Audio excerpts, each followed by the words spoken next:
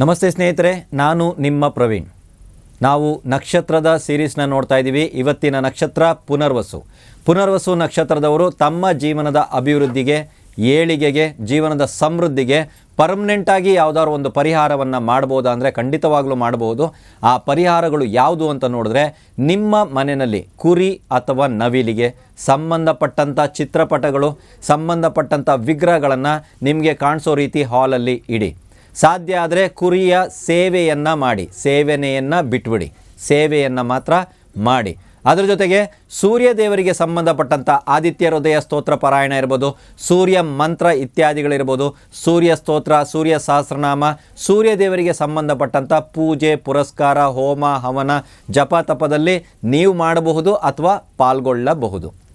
ತಂದೆ ಅಥವಾ ತಂದೆ ಸಮಾನರು ಅಥವಾ ತಂದೆ ವರ್ಗದವರ ಸೇವೆಯನ್ನು ಮಾಡಿ ಅವರಿಗೆ ಗೌರವವನ್ನು ಕೊಡಿ.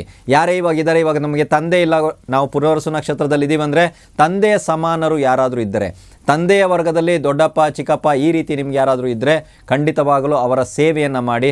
ಅವರಿಗೆ ಅವಶ್ಯಕತೆ, ಆ ಸಮಯದಲ್ಲಿ ಯಾವ ಅವಶ್ಯಕತೆ ಇದೆಯೋ ಅದನ್ನು ನೋಡಿಕೊಂಡು ನೀವು ಹೋದಷ್ಟು ನಿಮ್ಮ ಜೀವನದಲ್ಲಿ ಭಾಳಷ್ಟು ಮಟ್ಟಿಗೆ ಬದಲಾವಣೆಗಳು ಬರ್ತಾ ಇರ್ತವೆ. ಈ 3 ರೀತಿಯಾದಂಥ ಪರಿಹಾರವನ್ನು ನೀವು ಮಾಡಿ ನೋಡಿ. ಆದರೆ ಇದು ಪರ್ಮನೆಂಟ್ ಪರಿಹಾರ ಇರೋದ್ರಿಂದ ಇದು ಎಷ್ಟು ದಿನ ಮಾಡಬೇಕು ಅಂತ ಕೇಳಬೇಡಿ, ಇದು ಪರ್ಮನೆಂಟ್ ಪರಿಹಾರ ಇರ್ತದೆ. ಮುಂದಿನ ನಕ್ಷತ್ರದೊಂದಿಗೆ ಮತ್ತೆ ನಾನು ಬರ್ತೀನಿ. ಎಲ್ರಿಗೂ ಒಳ್ಳೆಯದಾಗಲಿ.